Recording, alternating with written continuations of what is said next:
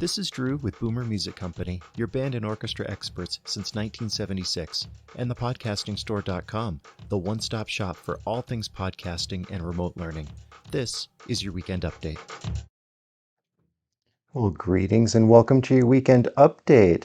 And happy St. Patrick's Day, or should I say Sláinte, to those who celebrate it in the traditional American way, or what's become traditional. I hope you have recovered from your festivities and had a safe time. As you can see, my surroundings are a little bit different right now. We're traveling for spring break, and but the weekend update must go on, and this is part of proving the concept that this kind of stuff that we're doing here is robust and portable, and we can do this anywhere. So hopefully this comes off as intended. So this week, one of the videos that I did over at the podcasting store was on using Autoduck, and we were combining speaking and playing an instrument in a cymbal demonstration video for Peter. And the challenge with doing that kind of audio is the instrument tends to clip and overload the mic, and then if you set the level so that you can hear the instrument, the speaking doesn't come through. So the solution to that is to take two separate tracks and combine them. But how do you do that?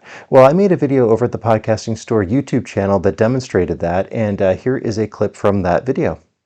Already. So if we go to Autoduck, and I've got this set up that it's immediately going to fade down. So as soon as it picks up a signal on this bottom track, the speaking, it's going to drop down to minus 24 decibels, which for our purposes is silent.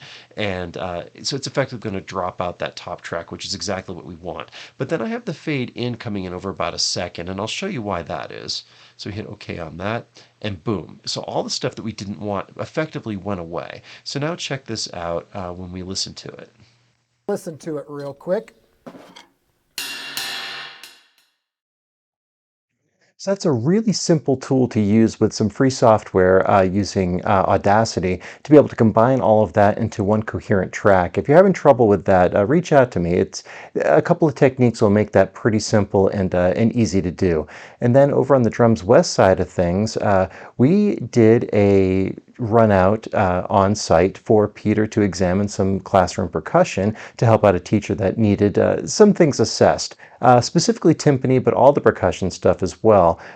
So I call that being an on-site drum doctor, and I think we had a little bit of fun with that too. So here's a clip from that video. Like on this one, I can see about an inch long tear in the head. This one looks old and very dirty. This one's got pits in it, not too bad though. Same thing with this one's got pits in it, not too bad.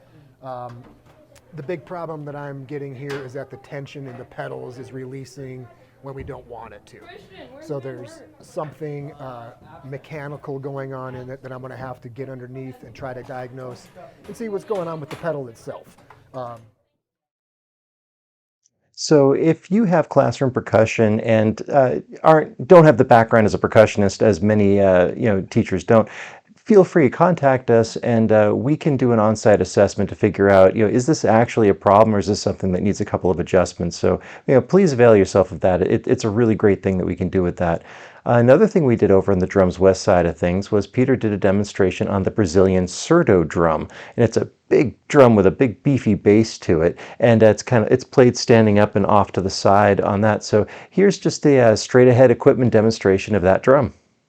Particular one is a aluminum shell. It is tunable from the top here, and it has these fabric heads on it which give it a little more muffling. So I'll just hit it a few times so you can hear it.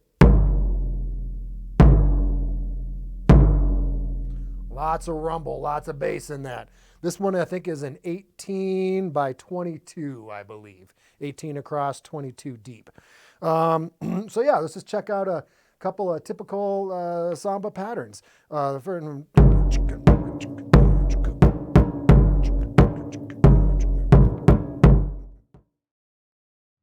Super cool drum. So check it out at Drums West, located inside of Boomer Music. If you haven't seen it yet, you're going to like it. And then over at the Podcasting Store Medium page, this week the essay was titled Things I Learned, almost learning how to do figure eights. And this was back to a motorcycle class that I took, and our instructor, Jason Curdy, had sat side saddle doing figure eights and then told us, all right, you're up. Well, we've been riding motorcycles for all of a day at that point, and that's a pretty advanced skill. But what it demonstrated was that we really trusted him as a teacher to have our best interest at mind, but also to know what we could and couldn't do. And so I was kind of comparing that to an incident that happened back in my high school marching band. And if you haven't seen that essay yet, check that one out to get the full story. I think you're really going to like it. So that's your weekend update here from the road. Thank you so much for watching. As always, like, share, and subscribe, and we'll see you at the store. If you enjoyed the weekend update, do me a favor and follow us on social media, subscribe to our YouTube channels, or visit our websites. This is Drew with Boomer Music Company and thepodcastingstore.com. Thanks for listening.